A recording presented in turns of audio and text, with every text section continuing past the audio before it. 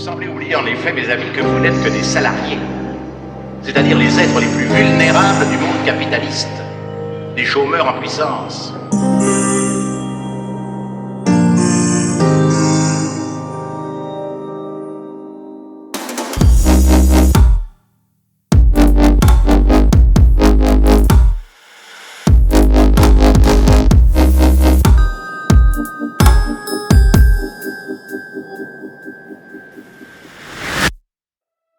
Bonjour, bienvenue ici où on soigne le travail et pas forcément les gens. Du moins, où on pense que c'est ce qu'on devrait faire. En effet, pour être parfaitement honnête, il faut bien admettre que le métier de psychologue du travail est un objet professionnel mal défini, pour ne pas dire non identifié. On retrouve des psychologues du travail dans les métiers du recrutement, dans l'accompagnement des personnes en situation de souffrance au travail, dans le diagnostic des risques psychosociaux, les fameux RPS, voire dans le conseil en organisation ou encore le coaching. Des champs d'intervention très variés donc, et comme si ça suffisait pas, ils sont pas tous d'accord, loin s'en faut, sur les méthodes d'intervention ou sur la posture. Et ils prennent parfois le parti d'utiliser des outils ou des modèles sortis d'on sait pas trop où. On a déjà cité ici la courbe du deuil, le management intergénérationnel, mais il y en a beaucoup d'autres et on se privera pas d'en parler. Bref, la psychologie du travail, c'est parfois un petit peu confus. J'ai proposé à 2 consoeurs de venir échanger avec moi sur ces sujets. Surtout pas pour conclure, on va pas trancher les débats, mais pour partager quelques constats et quelques convictions. Merci à Daniel et Nadia d'avoir accepté cette invitation et surtout de s'être prêtés au jeu. Précisons que dans cet entretien, mes 2 invités s'expriment bien entendu en leur nom propre. Permettez-moi toutefois de préciser un point sur l'association que préside Daniel, l'association PsyCNAM. Elle regroupe des étudiants, on dit des auditeurs, et des diplômés de psychologie du travail du CNAM, le Conservatoire national des arts et métiers. Cette association publie régulièrement des webinaires absolument passionnants, les psychotés, dont je vous mets le lien en description, c'est sur YouTube. Alors, le métier de psychologue du travail, un métier bien cadré? Élément de réponse avec Daniel Cardis et Nadia Barville. Bonjour Daniel. Bonjour Bertrand. Bonjour Nadia. Bonjour Bertrand. Merci en tout cas d'avoir accepté cette invitation, de vous être rendu jusqu'à l'antre du psychologue du travail. Comme il est de coutume, on va vous présenter à nos auditeurs. On va commencer par Madame la Présidente. Daniel, présidente de PsyCNAM, est-ce que tu peux nous en dire un peu plus ?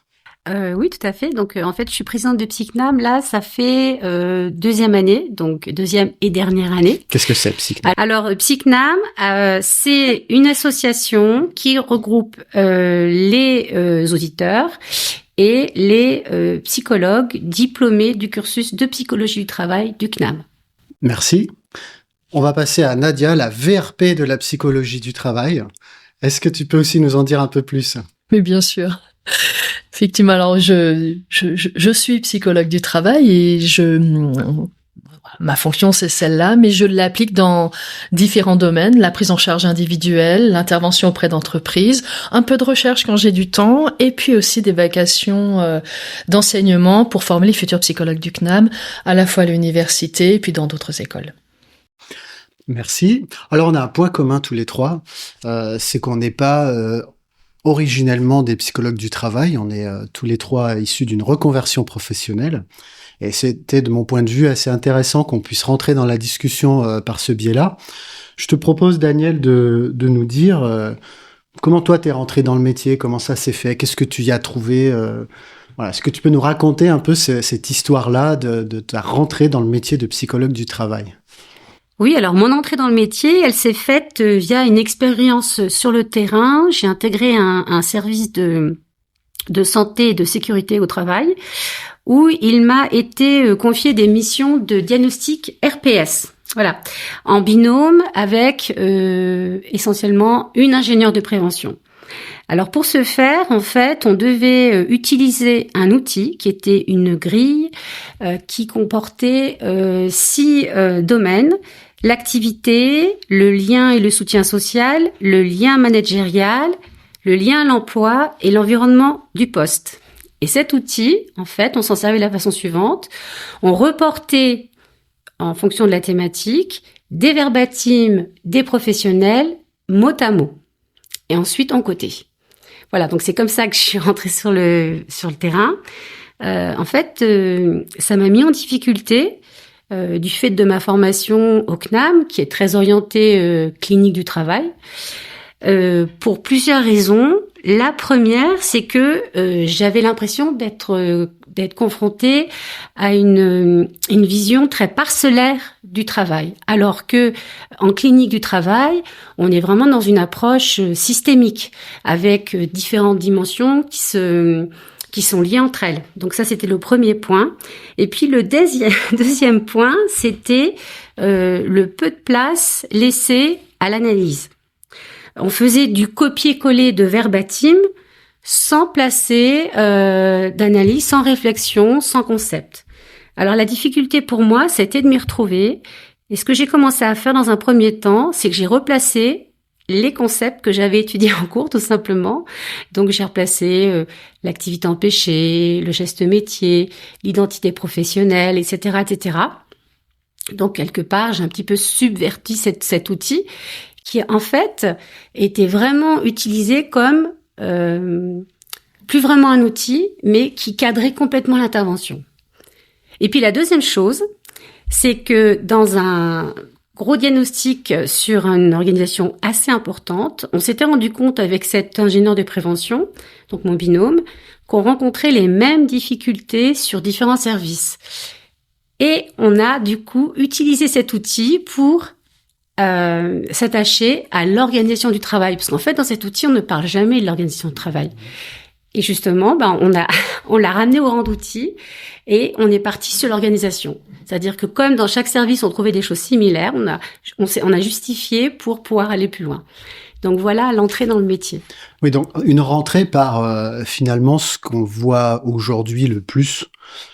Tu as mentionné beaucoup de choses, mais tu as mentionné cette envie ou cette velléité qu'on peut avoir dans l'entreprise de cadrer l'intervention du psychologue du travail au travers d'une méthode. Alors on va l'appeler GOLAC, on va l'appeler autrement, où on va se dire tiens, les risques psychosociaux, puisque c'est la catégorie dont on parle, c'est ça. Et je vais chercher avec mon chalut les différentes situations de travail ou les différentes expressions que les salariés peuvent avoir, et puis je vais les ranger face à chacune de ces catégories, et ça équivaut à une démonstration. Et face à ça, tu positionnes la clinique comme étant quelque chose de différent ou d'opposé. Nadia, dans ton activité d'accompagnement d'étudiants, c'est des sujets que tu dois manipuler régulièrement, ça. Alors effectivement, je manipule plus que régulièrement, puisqu'en fait c'est presque un credo pour moi, c'est d'amener vraiment à ce que l'étudiant soit en capacité de s'approprier une méthodologie pour l'intégrer à sa posture et qu'il puisse comprendre les enjeux qui viennent d'être cités. On entend bien à travers ce que dit Daniel, comment finalement l'intervention du psychologue, elle peut être orientée, structurée ou restructurée ou surstructurée par l'organisation qui est demandeuse d'un accompagnement. Mais du coup, ça interroge quand même de savoir qui fait quoi. Et pour moi, tout ce qui est très important, c'est que le psychologue qui va être en entreprise soit en capacité d'apporter à l'entreprise des outils pour penser le travail. Or, si l'entreprise qui demande une intervention cadre la manière dont l'intervention doit être faite, ça interroge aussi sur la marge de manœuvre qui est laissée au psychologue pour pouvoir faire penser l'intervention. Au-delà de cette question-là, qui est déjà un peu loin dans le processus, il y a la question de la commande, ou en tout cas de la demande, telle que tu viens de l'exprimer. Ce qu'on se rend compte, c'est un psychologue du travail fraîchement diplômé, qui soit reconverti ou que ce soit sa formation initiale, on va le mettre en situation de répondre à une demande, et cette demande, elle peut être « faites-moi un diagnostic selon telle ou telle méthode », ce qui peut mettre en fragilité parce qu'on n'a pas tous toutes ces méthodes-là, on les accepte pas tous comme étant non plus des méthodes valides, par où on pourrait commencer cette discussion autour de l'intervention, ce serait de se dire, est-ce qu'il n'y a pas un temps aujourd'hui à réserver sur la compréhension de la commande, la compréhension de la demande, la compréhension du besoin, lorsqu'on intervient en tant que psychologue du travail, et ça va peut-être conditionner le statut qu'on donne aux différents outils, aux différentes approches. On reviendra bien sûr sur l'approche clinique tout à l'heure. Qui veut réagir là-dessus? Comment on fait une instruction de la commande? Alors, moi, ce qui m'intéresse dans ce que tu viens de dire, tu dis, voilà, l'objectif, ce serait de comprendre la demande. Alors, pour moi, ça me paraît évident, mais rien que si on prend l'exemple, faites-moi un diagnostic RPS, tout psychologue normalement formé va comprendre ce que c'est qu'un diagnostic RPS. Mais je pense qu'il faut aller au-delà de comprendre la demande, il faut l'analyser et comprendre quels sont les enjeux qui sont derrière cette demande de dire, OK, j'ai besoin de savoir dans mon entreprise s'il y a des risques psychosociaux. Juste pour expliquer qu'on peut utiliser les RPS et risques psychosociaux pour tout le monde. Moi, je les utilise dans un autre sens avec d'autres collègues, donc qui sont les ressources psychosociales. Ça se dit bien RPS également. Et donc, à partir du moment où on comprend, on risque peut-être de coller à la demande. Et si on colle à la demande, est-ce qu'on va bien répondre aux enjeux qui sont sous-jacents à cette demande? Parce que le commanditaire se dit, OK, j'entends parler des risques psychosociaux, j'ai besoin de savoir où on en est, faites-moi un diagnostic psychosocial. Mais c'est pas un professionnel de la psychologie du travail ou de la clinique du travail, et il nous appartient à nous d'aller au-delà de la compréhension, d'en faire une analyse à partir des enjeux. Voilà, je préciserai les choses comme ça. Si je raccroche cette question de l'instruction de la demande qui est centrale et qui est ce par quoi on devrait commencer en vérité toutes nos interventions, si je raccroche ça à ce que tu as commencé à nous expliquer, Daniel, de ton arrivée dans le métier, de ton entrée dans le métier, je me dis que l'instruction, là, pour le coup, elle n'a pas été faite correctement de cette demande. Est-ce qu'après coup, c'est une chose que tu te dis aussi? Oui, tout à fait. Mais en fait, ces interventions avaient pour finalité de permettre aux organisations qui s'adressaient à nous de répondre à une obligation légale, faire un diag RPS, point barre. Et donc, nous, on faisait des diags RPS, c'est tout. Des diags RPS qui consistent à mettre des verbatims dans des... Exactement, et c'est la limite de la méthode, et ça, rapidement, j'ai été confrontée parce que je peux vous donner 2 exemples. Entretien collectif, 12 agents en face de nous.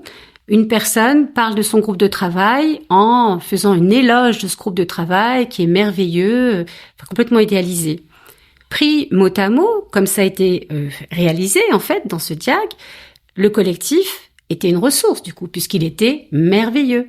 Mais le psychologue que j'étais, qui a fait une analyse de ce verbatim, l'aurait plutôt qualifié d'une illusion groupale et donc dénoncer un petit peu un collectif de travail qui n'était pas une ressource. Donc en fait, en prenant du verbatim mot à mot, on a mis en avant un facteur qui en fait n'en était pas un. Ouais, pour expliquer l'illusion groupale, c'est quand un collectif se soude pour faire face à quelque chose qui lui pose problème. Alors ça va être un manager qui a un comportement un peu déviant, ça va être un problème qu'on a du mal à résoudre dans l'entreprise.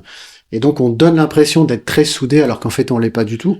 Le fait de qualifier comme étant positif le fait d'avoir un collectif qui a l'air de bien fonctionner, ça évite de parler du vrai problème, celui contre lequel on s'est soudé, alors qu'une approche comme celle que tu as envie d'avoir, toi, dans le cadre de ta profession, c'est plus de mettre à jour, en fait, pourquoi ce collectif, il se comporte de telle ou telle manière, et pas de t'arrêter à une vision un petit peu superficielle, qui est la vision un peu gestionnaire qu'on peut avoir de la question des risques psychosociaux. Ça rentre dans un Excel, ils ont l'air d'être contents, on met vert, on met bonhomme content, et puis on a fini le travail. Mais en fait, on l'a pas fini du tout, et il y aurait tellement de choses à explorer.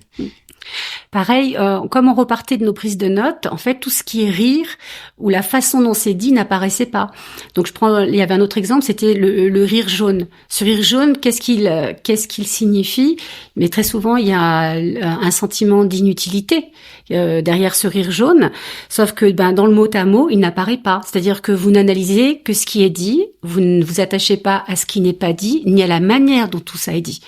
Et donc, quelque part, on en arrive à la posture du psychologue. Et c'est ça qui nous a, en tout cas, moi, c'est ça qui m'a mis en difficulté. Comment moi, en tant que psychologue, je pouvais participer à cette manière de faire.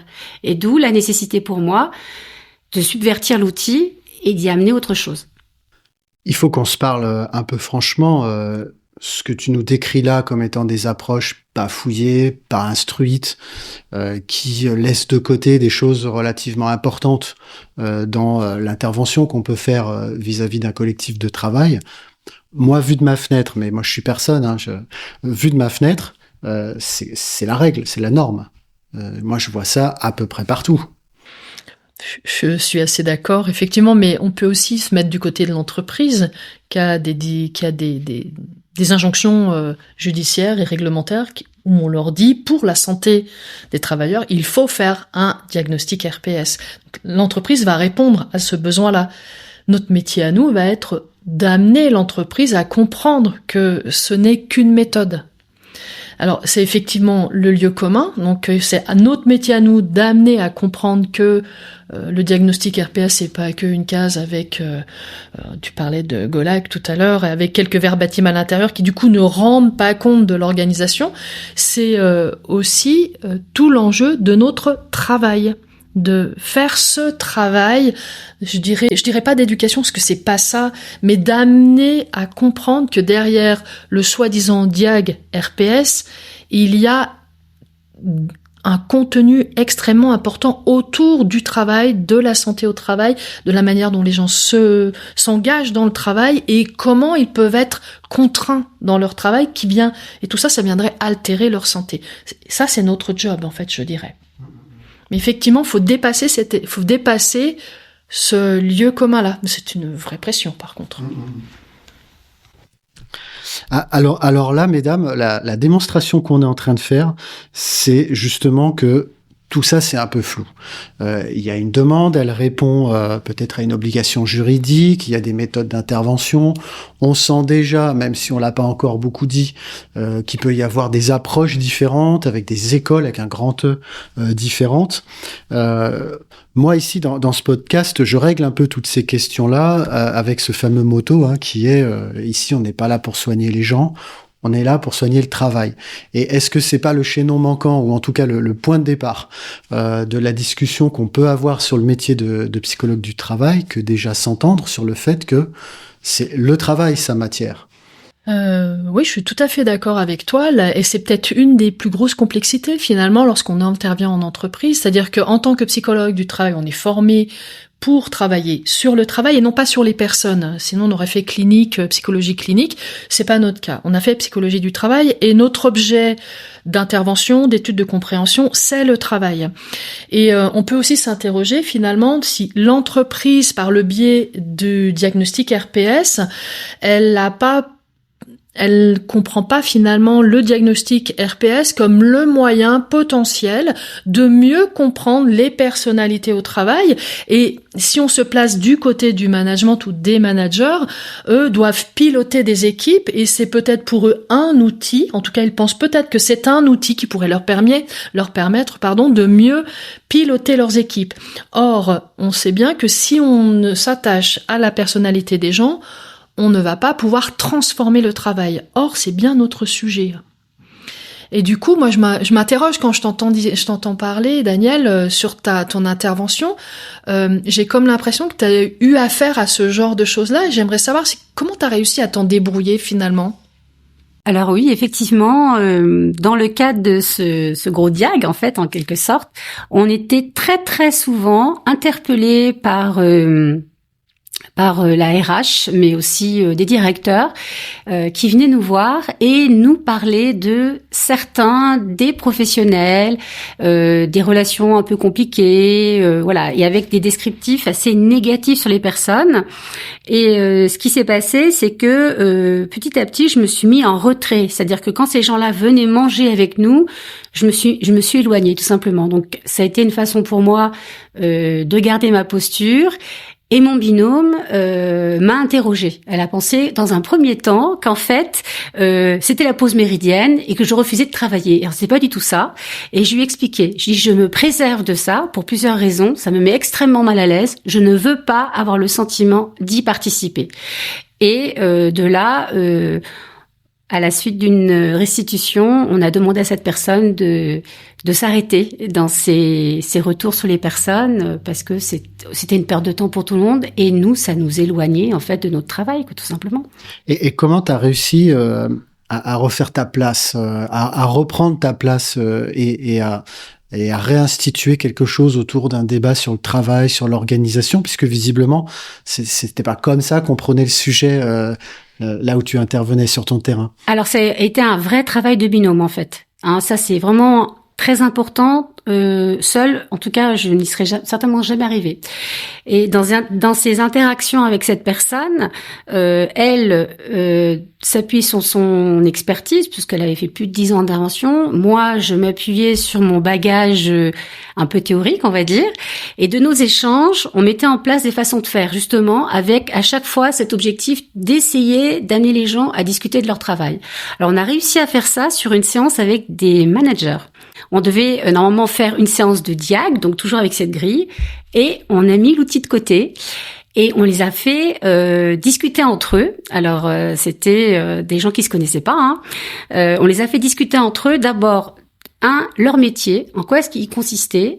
Deux, qu'est-ce qui les empêchait au niveau de l'organisation du travail de faire ce métier comme ils souhaitaient le faire.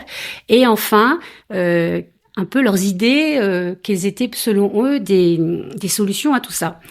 Et en fait, alors que dans un premier temps, autour de nous, on pensait que ça marcherait jamais puisque les gens n'ont pas envie de parler de leur travail normalement, c'était un vrai succès. C'était un vrai succès et ces gens-là nous ont même demandé quand est-ce que vous revenez. Voilà, ils savaient. Il y a eu une attente derrière. Une chose qui peut peut-être apparaître dans ce type de situation, c'est effectivement, alors on a dit quand on veut adresser la catégorie risques psychosociaux, on le fait pour des raisons juridiques, etc. À juste titre aussi parce qu'on a envie de faire de la prévention et que voilà, c'est comme ça que ça se fait. Donc on a tout un tas d'outils, on a tout un tas de modèles qui peuvent être appliqués. En l'occurrence, il y avait une grille. Des grilles comme ça, on en a vu un petit peu partout. Et puis, ce que je comprends, c'est que toi, t'arrives juste avec une posture et une méthode qui est finalement basée sur le dialogue, sur l'échange, sur... alors, bien entendu qu'il y a un bagage théorique derrière, mais ça peut surprendre parfois nos interlocuteurs niveau entreprise. C'est le fait qu'on vient pas avec quelque chose où on met les problèmes d'un côté, puis ça sort le diagnostic de l'autre, quoi. Eh bien oui, en fait, dans le cadre de cette intervention dont j'ai parlé jusqu'à présent, j'ai eu la possibilité d'échanger avec des psychologues du service, mais qui ne faisaient pas cette intervention, sur la façon dont, avec mon binôme, on avait fait évoluer notre intervention. C'est-à-dire que on était donc passé d'un diag RPS à un diag organisationnel. Et en fait, alors là, ça a été vraiment un grand étonnement pour moi, en tout cas, d'avoir en face de moi une collègue qui me signifie que finalement je suis peut-être pas tout à fait légitime à faire évoluer les choses de cette façon-là. Ça m'a été dit de cette façon, finalement, mais est-ce que c'est aux psychologues du travail de se préoccuper de l'organisation du travail ?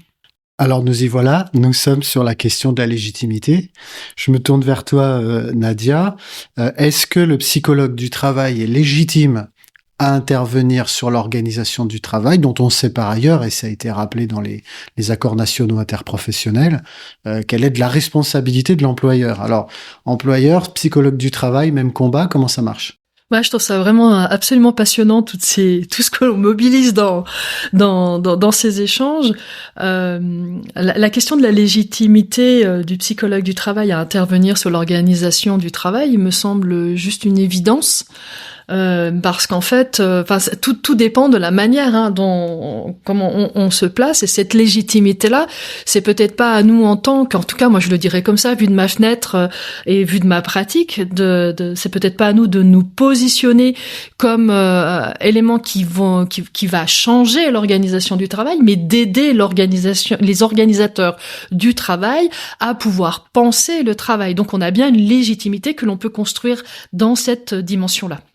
À côté de la question de la légitimité, bon, ça étant bien entendu, et c'est clairement l'axe qu'on donne à nos échanges aujourd'hui. Nous sommes légitimes pour parler de ça, mais avons-nous toujours les outils ?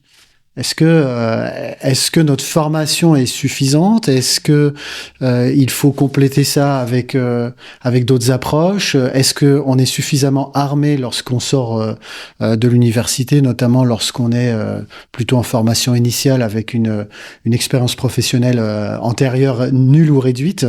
Est-ce qu'on a les outils pour interroger l'organisation du travail, alors que, comme tu nous l'as dit Daniel tout à l'heure, on peut parfois percevoir le boulot comme étant de mettre des verbatims face à des catégories Golac. Et là, il y a pas besoin d'outils supplémentaires, quoi. Alors, cette question des outils, c'est vraiment une question que je trouve de plus en plus présente. Pour moi, en fait, ce qui me permet d'intervenir comme je le fais, c'est la posture clinique. C'est la posture clinique et c'est tout. Alors, et oui, en fait, la posture clinique, elle est en construction permanente. Et pour tenir cette posture, en tout cas pour moi, mais je pense que je suis pas la seule, j'ai besoin d'échanger dans le cadre de collectifs, donc d'avoir des groupes d'intervision, éventuellement me faire superviser en fonction de certaines situations, mais c'est juste cette posture-là. Et alors, cette question des outils, j'ai de plus en plus de collègues, et même des gens qui sont diplômés, qui s'orientent et qui même justifient, légitiment leur approche en énumérant un certain nombre d'outils.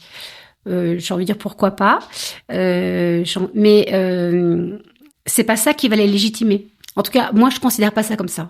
C'est vraiment cette posture clinique qui, certes, nécessite de continuer à lire, d'échanger, qui n'est jamais figé. Mais l'outil en lui-même, ça reste un outil. Pour autant, moi, sur les terrains où j'interviens de manière extrêmement régulière, je vois bien comment les psychologues du travail viennent dans l'entreprise avec tout un tas d'outils. Alors des outils d'évaluation divers et variés, on a cité Golac, tu as cité Daniel, une grille que vous utilisiez à l'époque qui devait ressembler grosso modo à ça, mais il y en a plein. On appelle ça grille INRS, grille ANACT, méthode INRS ou ANACT. Bon, il y a plein de choses qui circulent. Plus largement, on a pas mal aussi d'approches sur les personnalités avec la méthode DISC, les fameuses 4 couleurs, les rouges, les verts, les bleus et les jaunes, avec le process COM, les persévérants, les rebelles, etc. Le MBTI qui peut servir aussi ici ou là à faire des diagnostics de personnalité. Évidemment, ici, on aime bien parler de la courbe du deuil, tous les outils qui permettent, soi-disant, de gérer le changement et de faire en sorte que le changement il se passe bien. Et donc, dans l'esprit de beaucoup de gens, et si moi, j'étais pas un petit peu éclairé sur le métier de psychologue du travail, je ferais ce lien entre tous ces outils, tous ces modèles et le métier de psychologie du travail. Alors, qu'est-ce que je fais, moi, Nadia, avec tous ces outils, avec tout ce que j'observe sur le terrain ? Alors, merci pour cette question, parce que je la trouve extrêmement importante et pertinente. Peut-être que démultiplier, se retrouver avec plein d'outils qui existent comme ça, qui sont des outils gestionnaires, faut pas oublier, ça pose quand même la question de ce que l'on apprécie et de la manière dont, si on utilise ces outils-là, on fait quoi en tant que psychologue du travail ? Faut se poser réellement la question. C'est est-ce que on va être en mesure soit d'apporter une appréciation X ou Y, j'ai rien contre ces outils-là, mais en tout cas, moi, ils m'aident pas à penser ma posture de travail, de psychologue du travail. Est-ce qu'on fait un diagnostic ou est-ce qu'on transforme ? Et est-ce qu'avec ces outils-là, on peut transformer ou pas ? En tout cas, ça mérite quand même d'être réellement posé. Personnellement, personnellement, je ne les utilise pas. Tu poses la question de est-ce qu'on fait un diagnostic ou est-ce qu'on transforme, hein, qui est une question qui est très importante pour moi, puisque moi je fais un métier dans lequel la commande elle est principalement d'être de diagnostic. Mais quand bien même, est-ce qu'on peut faire un diagnostic avec un mauvais outil? Enfin, si je te demande de prendre une mesure et que je te donne un pied à coulisse faussé, tu me donneras une valeur faussée. Et donc, le questionnement autour des outils, moi, ce qui m'embête avec tout ce qu'on a cité là comme méthode, c'est le fait qu'en fait, je vois pas où on en parle. En fait, je vois pas où on fait de la recherche dessus. Je vois pas où on en discute, où on peut éventuellement avoir une controverse sur qu'est-ce qu'ils disent, qu'est-ce qu'ils ne disent pas, leur fiabilité. Et c'est pour ça que je suis toujours embêté quand je vois les confrères et les consoeurs arriver sur le terrain avec des choses comme ça dont on ne sait pas de quel chapeau ça sort et qu'est-ce qu'on va pouvoir en faire. Alors, tu poses une question, enfin en tout cas tu poses un sujet qui à mon avis est un chouïa épineux, mais qui mérite quand même qu'on s'y penche très sérieusement, parce que quand tu dis, ben voilà, ce sont des méthodes qui existent, on a effectivement, mais elles ne sont pas corroborées, en tout cas, elles ne sont pas cadrées par une théorie ou un cadre de pensée, elles ne sont pas évaluées, appréciées par des pairs, et il existe dans les approches en psychologie du travail, en clinique du travail, un certain nombre de postures, de positionnements, d'outils, de méthodes qui sont basées sur la mise en dialogue, la mise en débat, la mise en discussion du travail et qui s'appliquent dans le collectif. En tout cas, on met les collectifs à discuter avec l'aide d'une méthode pour leur permettre de parler de leur travail et c'est eux qui transforment le travail. Il faut bien comprendre qu'en tant que psychologue du travail, c'est pas nous qui transformons le travail. En vrai, je crois pas qu'on transforme le travail, nous, en tant qu'individu psychologue du travail. Il me semble que l'on est là pour outiller les collectifs à penser comment ils peuvent transformer leur travail. Et là, on est à la juste place, me semble-t-il. On retombe là sur cette notion qu'il faut donner ou redonner du pouvoir d'agir au collectif. Et je pense que dans notre discussion, pour ceux qui ont eu le courage de rester jusque-là, on voit bien effectivement que le métier de la psychologie du travail, ça reste quand même plein de questions, plein de portes ouvertes et dont on n'a pas forcément exploré ce qu'il y a derrière. Et nous autres, les psychologues du travail, est-ce qu'on n'est pas aussi un collectif et est-ce qu'on n'a pas aussi besoin de prendre soin de nous en tant que collectif de travail ? Tout à fait, et c'est bien là le positionnement de Psycnam qui, on l'a écrit dans nos statuts, en fait répond à 3 finalités. Donc d'une part regrouper et faire des liens entre psychologues du travail diplômés du CNAM d'une part, entre élèves d'autre part, mais aussi entre élèves et diplômés. Deuxième finalité, organiser des cadres d'échange collectifs et d'entraide complémentaires aux dispositifs mis en place par les enseignants. Et en fait, cette complémentarité, on y tient énormément. C'est-à-dire que si, au niveau des cours, il y a des évolutions, on se réajuste nous derrière. Et puis, troisième point, contribuer à faire connaître et reconnaître les cliniques du travail et les spécificités du cursus du CNAM. Et plus particulièrement cette année, du fait d'un certain nombre de retours de jeunes diplômés qui nous parlaient de leur solitude et par là même de la difficulté à tenir et à nourrir cette posture, on a redynamisé une action qu'on avait déjà mis en place il y a 2 ans, qui est mettre en place donc des groupes d'intervision. Et donc au sein du bureau, maintenant il y a une personne qui coordonne tout ça, et on est passé de peu près 15 personnes à 50. C'est en train de se mettre en place, et on leur permettra via un petit budget alloué de se rencontrer au moins une fois en présentiel, puisque pour nous c'est vraiment une priorité. En tout cas, cette année, c'était vraiment la grosse priorité où on y a mis beaucoup d'énergie et de travail. Et à votre connaissance, il y a d'autres moyens pour un psychologue du travail qui serait peut-être un peu isolé, qui serait face à toutes ces questions qu'on évoque sur les outils, sur la posture, sur l'instruction de la demande. Et voilà, je me tourne vers qui, j'appelle qui? Est-ce que vous avez d'autres pistes? Je crois qu'il faut pas oublier non plus que le collectif des psychologues du travail, je parlerai des collectifs parce qu'il y en a un petit peu partout, mais c'est surtout un réseau. En fait, et que le réseau, il se construit au fur et à mesure des rencontres à partir on a souvent les copains de classe et qui nous amènent à connaître un tel. Et il y a plein de groupes d'intervision aussi en dehors de cette excellente disposition que Psycnam propose pour les auditeurs. Pour les autres psychologues du travail, il y a des groupes d'intervision à d'autres endroits et il faut se rapprocher des collègues et ne pas hésiter à en parler. Enfin, il faut faire du réseau, il faut pas hésiter. Et je crois aussi que toute posture clinique ou clinicienne mérite quand même à minima qu'on ait au moins une supervision pour sa propre posture et une intervision pour la dimension collective. Ce qu'on est en train de se dire là, c'est que finalement, psychologue du travail, eh bien, c'est un métier. Oui, c'est un métier et c'est. Alors généralement, psychologue du travail, on se rend compte un petit peu. C'est pas dit complètement comme ça, mais enfin moi je le dirais vraiment comme ça. C'est un peu pensé ou perçu comme un peu une sous-discipline. Pour moi, c'est vraiment pas une sous-discipline. Il y a tout un pan de la recherche qui permet de penser, et qui est très vivante et qui est très active et qui permet de penser aujourd'hui tous les nouveaux enjeux de l'organisation du travail contemporain, en passant par les effets de l'organisation sur le travail, la digitalisation du travail, les flex office, les modifications de l'organisation, la digitalisation, l'IA et tout ça, ça a des répercussions sur les collectifs et sur la manière dont on peut se réguler. C'est extrêmement intéressant. Donc oui, c'est un vrai métier. Ça permet aussi du coup d'alimenter une réflexion sur le positionnement du psychologue du travail, en plus des intervisions et des supervisions dont on a parlé. Je dirais que pour moi, c'est tellement un métier que mon job au quotidien, c'est tenter avec le RAID de remettre droit dans les bottes des personnes pour qu'ils puissent aller faire leur travail, que ce soit des collectifs, des individus, des entreprises, des patrons, des managers.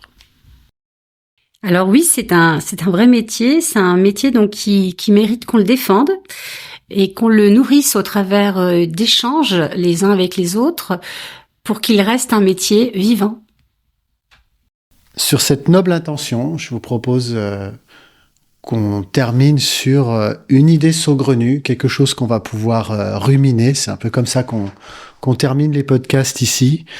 Est-ce que vous avez l'une et l'autre une idée bizarre à nous proposer et sur laquelle on va pouvoir réfléchir dans les jours qui viennent? Nadia? Peut-être imposer des modules de clinique de travail dans toutes les grandes écoles qui forment les dirigeants. Voilà une idée fort saugrenue. Daniel? Eh bien, moi, je proposerais que l'on mette en place un permis à points pour l'utilisation d'outils dans le cadre d'intervention en psychologie du travail. J'ai l'impression qu'aujourd'hui, en enregistrant ce qu'on s'est dit, on s'est pas fait que des amis, mais j'espère qu'on a apporté de la réflexion, quelques briques de réflexion à toutes les personnes qui s'interrogent sur le métier, sur leur entrée dans le métier aussi pour ceux qui sont en formation. En tout cas, je vous remercie infiniment. En plus, vous avez fait l'effort de vous déplacer jusqu'à ici. Vous veniez pas forcément d'à côté. Donc, merci infiniment pour votre visite aujourd'hui à notre podcast. Merci Bertrand. Merci.